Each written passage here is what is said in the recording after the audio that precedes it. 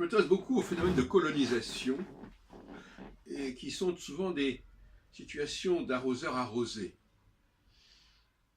On colonise, et ensuite on est colonisé par ceux qu'on a colonisés. Le cas du judaïsme est évidemment pas tant, mais on n'y pense pas forcément.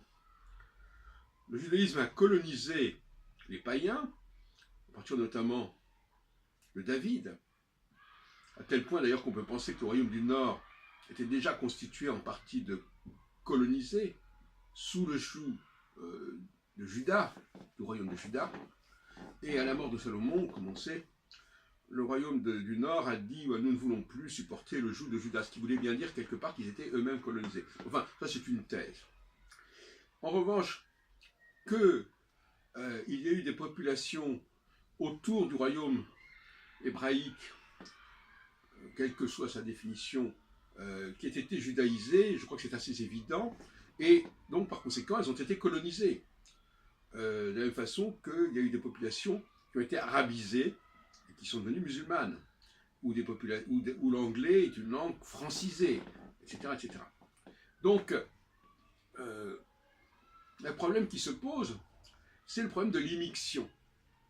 Hein? À partir du moment où vous dites que ce Dieu est aussi le Dieu d'autres populations, eh bien, ces populations peuvent à un moment donné faire une intrusion dans le monde des colonisateurs. Et c'est ce qu'on a vu lorsque les chrétiens nous parlent du déicide des Juifs et décident d'intervenir dans les affaires intérieures des Juifs, sous prétexte que justement eux-mêmes ont été judaïsés d'ailleurs en vérité. Alors, je voudrais revenir par ailleurs sur une question linguistique à propos du mot « autre », sur lequel j'ai peut-être déjà parlé. L'autre, autre, qu'est-ce que ça veut dire? Quand on demande aux gens qu'est-ce que ça veut dire « autre », leurs réponses sont assez confuses. Parce qu'on a l'altruisme, on a l'alter ego, on a autrui. L'alter ego, c'est pas quelqu'un d'autre, c'est quelqu'un d'autre, mais c'est quelqu'un qui est comme moi. C'est au sein de mon propre groupe que j'ai le sentiment, paradoxalement, de l'altérité. Parce que justement, au sein d'un même groupe, on essaie de se distinguer les uns des autres. Quand on est avec un autre groupe, le problème de l'altérité ne se pose pas, puisque de toute façon, on ne se confond pas avec l'autre groupe. Et, par conséquent, autre veut dire en réalité pareil, semblable. Cela dit, quand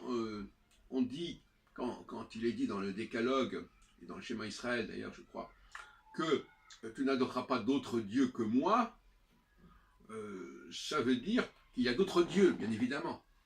Que Dieu n'est pas unique en son genre. Il n'y a aucun être, quel qu'il soit, qui soit unique en son genre.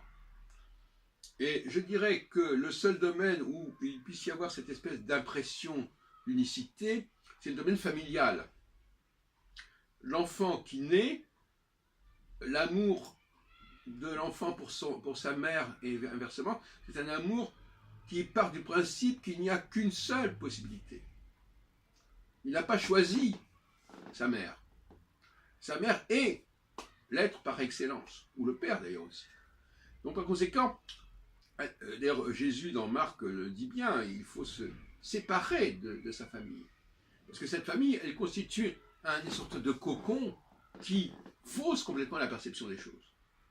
Le véritable amour, on le sait très bien, au niveau des adultes, c'est bien entendu celui qui résulte d'un choix, et non pas d'une certitude et d'une évidence que c'est celui-là, ou même de quelque chose, d'un déterminisme qui fait qu'on n'a pas le choix, et qu'il faut, comme on dit, on ne choisit pas sa famille, on le dit comme ça.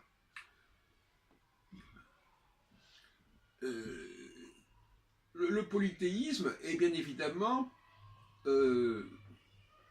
la réalité, c'est le polythéisme.